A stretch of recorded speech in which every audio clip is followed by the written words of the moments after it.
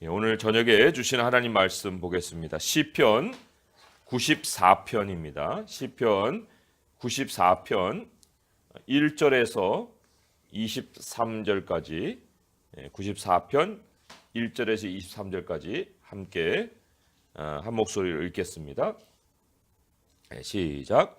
여호와여, 복수하시는 하나님이여, 복수하시는 하나님이 빛을 비추어 주소서. 세계를 심판하시는 주여, 일어나사 교만한 자들에게 마땅한 벌을 주소서. 여호와여, 악인이 언제까지 개가를 부르리이까? 그들이 마하고 짓거리며 오만하게 떠들며 죄악을 행하는 자들이 다 자만하나이다. 여호와여, 그들이 주의 백성을 짓밟으며 주의 소유를 곤고하게 하며 과부와 나그네를 죽이며 고아들을 살해하며 말하기를 여호와가 보지 못하며 야곱의 하나님이 알아차리지 못하리라 하나이다. 백성 중에 어리석은 자들아, 너희는 생각하라. 무지한 자들아, 너희가 언제나 지혜로울까? 귀를 지으시니가 듣지 아니하시랴. 눈을 만드시니가 보지 아니하시랴. 뭇 백성을 징벌하시느니 곧 지식으로 사람을 교훈하시느니가 징벌하지 아니하시랴. 여호와께서는 사람의 생각이 허무함을 아시느니라. 여호와여, 주로부터 징벌을 받으며 주의 법으로 교훈하심을 받는 자가 복이 있나니 이런 사람에게는 환난의 날을 피하게 하사 악인을 위하여 구덩이를 팔 때까지 평안을 주시리이다. 여호와께서는 자기 백성을 버리지 아니하시며 자기의 소유를 외면하지 아니하시리로다. 심판이 의로 돌아가리니 마음이 정직한 자가 다 따르리로다. 누가 나를 위하여 일어나서 행악자들을 치며 누가 나를 위하여 일어나서 악행하는 자들을 칠까? 여호와께서 내게 도움이 되지 아니하셨더라면 내 영혼이 벌써 침묵 속에 잠겼으리로다. 여호와여, 나의 발이 미끄러진다고 말할 때에 주의 인자하심이 나를 붙드셨사오며 내 속에 근심이 많을 때에 주의 위안이 내 영혼을 즐겁게 하시나이다. 율례를 빙자하고 재난을 꾸미는 악한 재판장이 어찌 주와 어울리리이까? 그들이 모여 의인의 영혼을 치려하며 무지한 자를 정죄하여 피를 흘리려 하나? 여호와는 나의 요새이시오, 나의 하나님은 내가 피할 반석이시라. 그들의 죄악을 그들에게로 되돌리시며 그들의 악으로 말미암아 그들을 끊으시리니 여호와 우리 하나님이 그들을 끊으시리로다. 아멘. 우리는요, 이 세상과 하나님 백성이라는 양대 구분 속에서 선과 악을 이해하려고 합니다. 그런데 막상 성경을 보게 되면은 성경은 양대 구분을 하는 게 아니라 이 삼각 진영을 가지고 선과 악을 다루고 있습니다. 신약 성경 데살로니가 후서 1장 8절을 보게 되면 거기에 따라서 우리가 세 구도가 어떻게 나뉘는가 보면 하나님을 모르는 자가 한 영역에 있어요. 그러면 반대로 하나님을 아는 자가 있겠죠. 그런데 하나님을 모르고 알고 이 두 진영으로 나뉘는 게 아니라 하나님을 아는 자 중에서도 복음에 복종하지 않는 자들이 있다라고 말씀을 하고 있어요. 복음이라는 건 말씀, 하나님의 말씀을 따르지 않는 사람들이라고 말을 할 수 있는 거예요. 우리가 악인이라고 얘기를 하면 세상 백성을 지칭하는 것으로 생각을 하기 쉽습니다. 그런데 성경이 다루는 악인은 세상 백성만이 아닙니다. 오늘 본문에도 이 3절에 악인이 언제까지 개가를 부르리까 해서 악인을 지칭을 하고 있는데 이 악인이 누구냐? 16절에도 그렇게 나와요. 행악자들을 치며 누가 일어나서 나를 위하여 악행한 자를 칠까? 이들이 누구냐 도대체? 외부인이냐? 하나님을 모르는 이방인들이냐? 그런데 8절에 보면 그 답이 나와 있어요. 8절에 보니까 백성 중에 어리석은 자들아, 너희는 생각하라. 무지한 자들아, 너희가 언제나 지혜로울까? 백성 중에 어리석은 자들. 그러니까 하나님의 백성 안에 속해 있는데 그 백성이 알지 못하고 어리석음으로 행동하는 자들이라는 거예요. 20절에 보면은 더 정확하게 나와 있어요. 율례를 빙자하고 재난을 꾸미는 악한 재판장, 이렇게 소개가 되어 있습니다. 악한 재판장이라고 하는 것은 사실 이 하나님 백성 가운데서도 상당한 권한이 주어진 사람들이에요. 구약에서는 제사장급이라고 할 수 있고 또 신약에서는 이제 목회자, 또 장로들 이런 사람들이라고 볼 수가 있는데 성경이 이들을 악하다가 얘기하는 거예요. 악하다. 예수님도 사람의 원수가 집안 식구라고 하는 말씀을 하셨잖아요. 그런 것과 마찬가지로 악인의 존재는 교회 밖에만 있는 것이 아니라는 거예요. 교회 내부에, 그것도 하나님의 말씀을 다루는 인도자들 가운데 악인이 있다는 겁니다. 상당한 그 경고를 하고 계시는 겁니다. 이들이 또 가만히 있는 자들도 아니에요. 4절에서 7절에 보게 되면 뭐 악을 행하다 못해 이 살인까지도 저지르는 이러한 악을 행하는 아주 적극적으로 악행을 하는 그런 사람들이에요.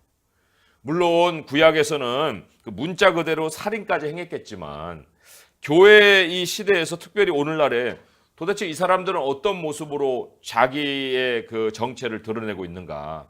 그런데 세 가지 중에 분명히 한 가지만큼은 표시를 낸다는 겁니다. 그들을 알아볼 수 있는 표시를 드러내는데 짧게 말씀을 드리면 첫째는 4절에 보듯이 굉장히 오만하고 자만합니다. 오만하고 자만하다는 것은 그 특징이 말을 함부로 내뱉는 데 있어요. 그게 오만과 자만의 아주 그 특별한 모습이고요. 또 두 번째로는 5절에처럼 굉장히 그 하나님의 백성을 어렵게 만들어요. 여기 짓밟고 곤고하게 한다고 하는데 아주 그냥 그 사람들로 인해서 짓눌려서 굉장히 피곤해지는 이러한 백성들의 모습을 우리가 볼 수가 있어요.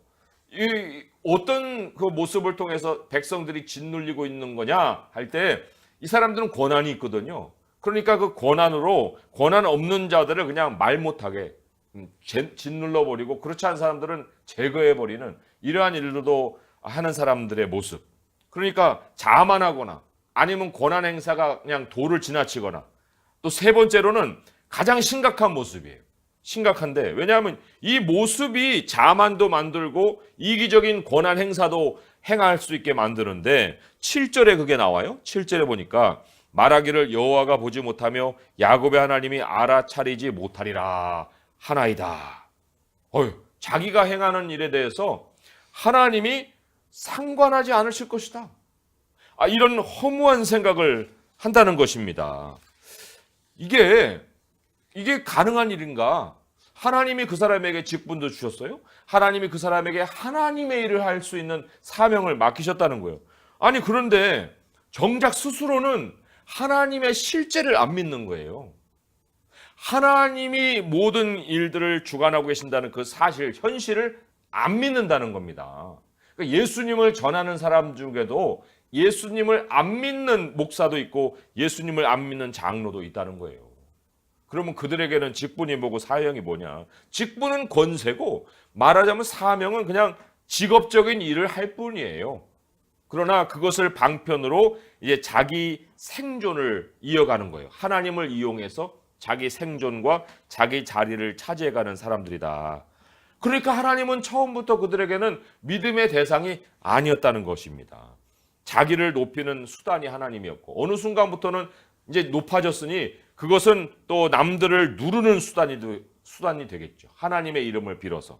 그리고 자기 것을 챙기는 방편이 또 하나님이 되는 거예요. CCTV에도 증거가 다 남잖아요.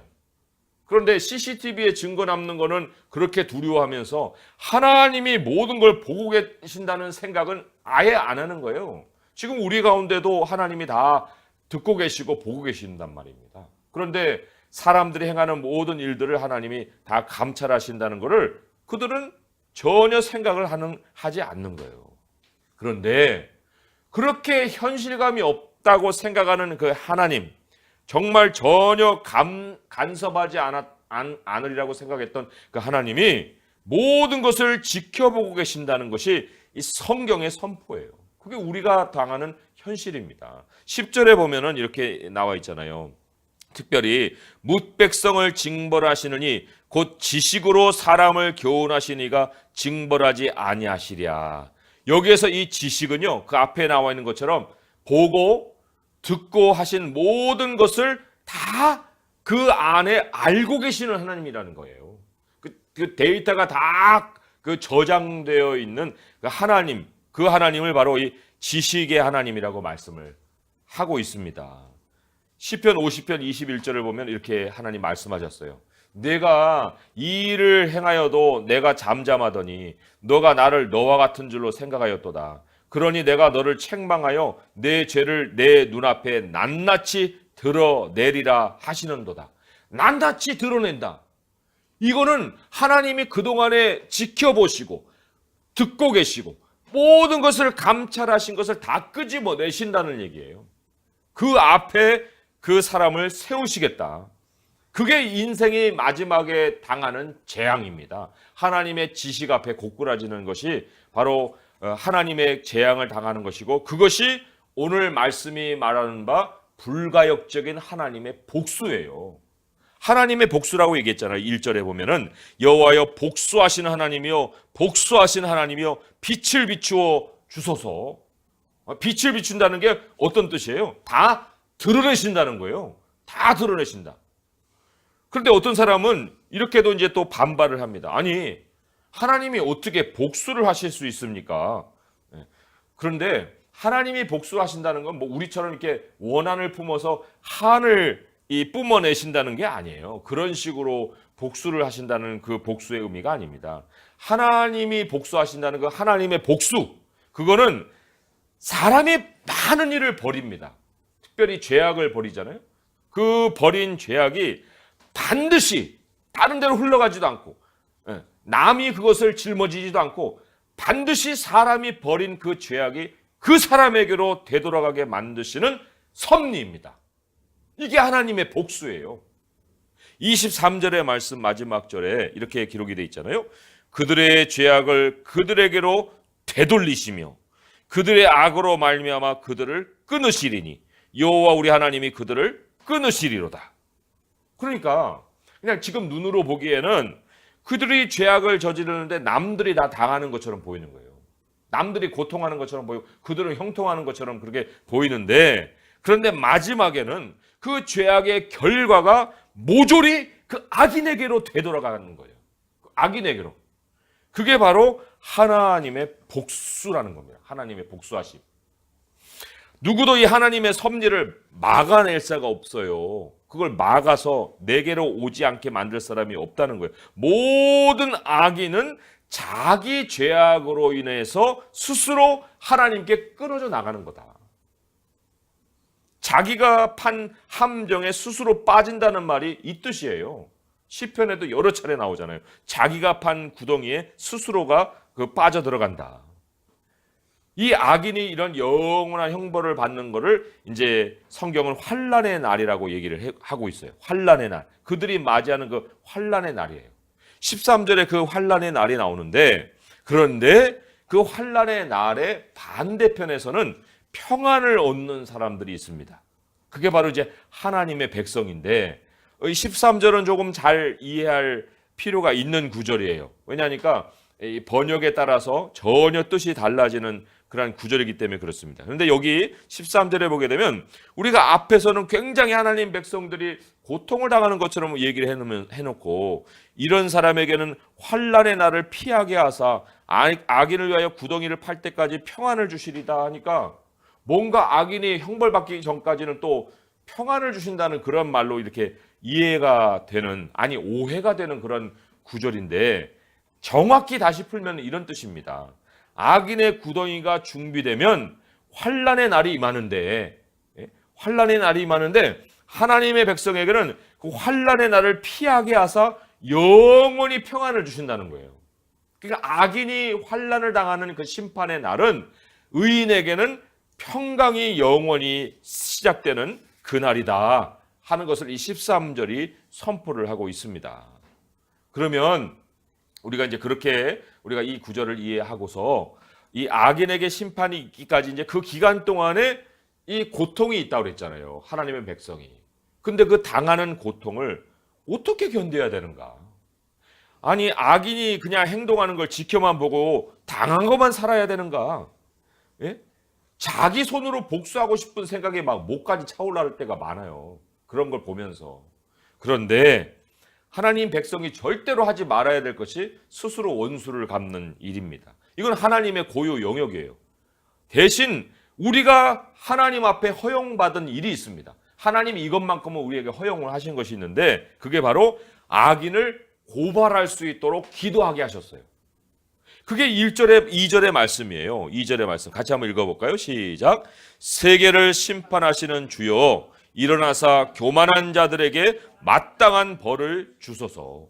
목까지 차오르는데 이거를 내 손으로 실행하는 게 아니고 하나님 앞에 기도로 부르짖으라는 거예요. 하나님 저 사람에게 마땅한 벌을 내려 주소서.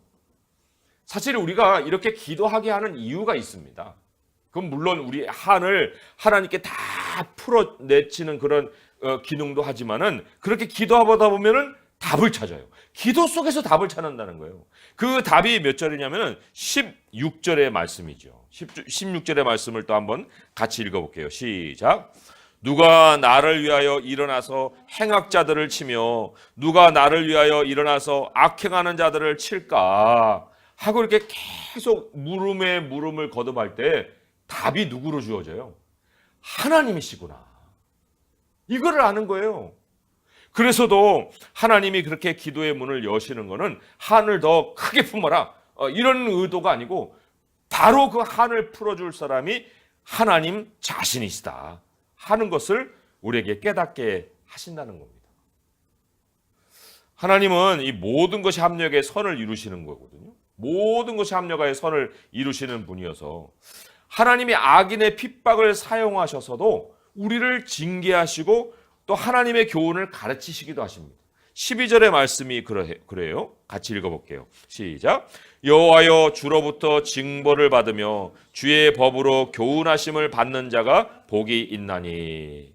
예, 그런 고통을 받을 때면은 우리는 그냥 100% 우리 눈이 불을 켜고 그 악인들의 잘못을 향할 수가 있습니다. 그런데 100% 눈을 켜서 그들의 잘못을 보게 하시는 게 하나님의 뜻이 아니라 그런 고통 속에서도 원인은 그 사람에게 있을지라도 우리 자신을 돌아오게 하시는 거예요. 내가 왜 이 고통을 당할까? 그리고는 하나님이 하나님의 말씀으로 우리를 마음을 끌어가십니다. 그리고는 내가 더 하나님의 교훈에 부합한 삶을 살아야겠구나 하는 마음을 더 가지게 하신다는 거예요. 그게 하나님의 은혜입니다.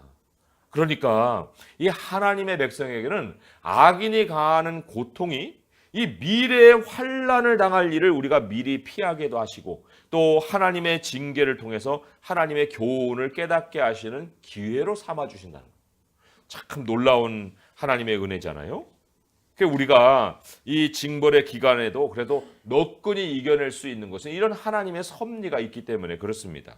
하나님이 우리가 그렇게 깨닫지 못하는 중에라도 굉장히 하나님의 깊은 섭리로 우리를 도와주셔요. 그 세 가지 하나님의 섭리를 간단하게만 우리가 보게 되면 17절에서 19절까지의 말씀인데요. 17절의 말씀을 제가 한번 읽어봅니다. 여호와여 여호와께서 내게 도움이 되지 아니하셨더라면 내 영혼이 벌써 침묵 속에 잠겼으리로다. 침묵 속에 잠겼다는 것은 죽었을 것이라는 거예요. 죽었을 것이다. 그러나 하나님은 절대로 하나님의 백성을 죽음에 넘기지 않으십니다. 이게 하나님의 섭리가 지켜주시는 울타리예요. 나는 모릅니다. 우리는 몰라요. 그러나 하나님은 거기까지 가지 않게 하시는 하나님의 섭리로 도와주시고요. 또 18절에 보시면은 여호와여 나의 발이 미끄러진다라고 말할 때 주의 인자심이 나를 붙드셨사오며 이게 뭐예요? 나는 이제 끝까지 나락으로 떨어지는구나. 나는 끝난 인생이야. 하나님 나 왜 이렇게 죽이려 하세요? 하고 내가 정말 부르짖을 때 하나님께서 나로 그 끝까지 나락으로 떨어지는 실패가 없게 만드신다는 겁니다. 너에게는 그런 실패 없다. 그리고는 붙들어 주시는 거예요. 그러니까 죽지도 않게 하시고 나락으로 떨어지는 실패도 없게 하실 뿐만 아니라 19절의 말씀이 가장 은혜롭습니다. 내 속에 근심이 많을 때에 주의 위안이 내 영혼을 즐겁게 하시나이다. 내 마음에 근심이 많으면요 사람 기도도 못합니다.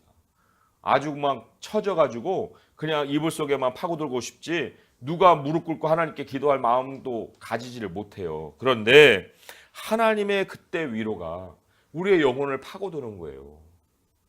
그리고는 정말 강물같이 우리의 영혼을 채워주시고 우리의 영혼을 다시 소생하게 해주신다는 겁니다. 이게 하나님의 백성이 누리는 은혜예요. 너무나도 감사한 은혜입니다. 정말 이런 도우심은 우리가 뭘 해서 되는 일이 아닙니다. 정말 살아계신 하나님께서 자기 백성에게 자신의 실체를 체험하게 하시는 일이에요. 그러니까 우리는 넘어져도 결코 거기서 죽지 않습니다. 일으키시는 하나님이 계시기 때문에 그래요. 하나님이 뭐 이렇게 요란하게 나타나시는 것 같죠? 하나님은 자신을 요란하게 나타나지 않으세요. 우리의 삶의 울타리를 지켜주시면서 정말 사람의 말과 사람의 손길이 들어갈 수 없는 우리의 영혼 속으로 들어오셔서 우리의 영혼을 만져주시고 우리의 영혼에 힘을 주시는 분이라는 거예요. 그게 하나님의 위안이 많은 근심 속에 쌓여있는 나를 찾아오셔서 나의 영혼을 만져주시는 모습입니다. 지금 우리가 누구에게 밟히고 있다 이런 생각을 할 수도 있습니다. 그저 그냥 분노해가지고 이걸 어떻게 할까? 이 사람은 어떻게 해볼까? 이런 스스로 그냥 분노에 복수심이 들 수도 있어요. 그런데 그러한 과정을 통해서 나를 다듬어 가시고 나를 교훈하시는 우리 하나님을 주목할 수 있어야 됩니다. 하나님은요 반드시 복수하시는 하나님이세요. 죄인을 결코 하나님을 피할 수 없게 만드시는 그 하나님이십니다. 내 인생이 깨져가고 내 근심이 나를 누를 때 내 영혼은 반드시 하나님의 위로를 체험하게 될 것입니다. 오직 우리 하나님을 요새로 삼으시고 또 하나님을 피할 바위로 삼으시고 우리 하나님께 악인을 보고하시고 우리의 한도 다 주님 앞에 내려놓으실 뿐만 아니라 정말 나를 위해 일어나시는 그 하나님의 이름을 부르고서 우리의 현실을 하나님의 도우심으로 이겨갈 수 있는 성도 될 수 있기를 주님의 이름으로 축원드립니다. 기도하겠습니다. 하나님 아버지, 사람이 육체로 사는 것이 아니라 우리의 영혼이 주님으로 인해 만족할 때만이 우리의 모든 참 삶의 형편이 다 즐거움으로 바뀔 수 있습니다. 그러나 하나님, 영혼까지 파고 들어올 수 있는 능력을 우리 주님만 가지고 계십니다. 전능하신 하나님만이 우리를 알고 계시고 우리를 모든 사정을 또 꿰뚫고 계십니다. 아버지 하나님, 오늘 우리의 마음을 무엇이 채우고 있습니까? 많은 근심으로 정말 기도할 기력조차 없는 저희를 일지라도 아버지께서 우리를 찾아오셔서 위로하여 주실 줄 믿사오니 하나님 아버지, 형편과 사람들 때문에 휘둘리지 않게 하시고 오직 우리를 살펴 우리를 평안 가운데로 인도해 가시는 하나님을 주목할 수 있게 도와주시옵소서. 하나님이 기도 시간에 주님의 실제를 체험할 수 있게 하시옵시고 언제나 살아계시는 주님 앞에 나아가며 우리를 위로하시고 우리에게 상 주실 이시를 찾을 수 있는 기도 시간이 되게 하여 주시옵소서. 예수님의 이름으로 감사하며 기도합니다. 아멘.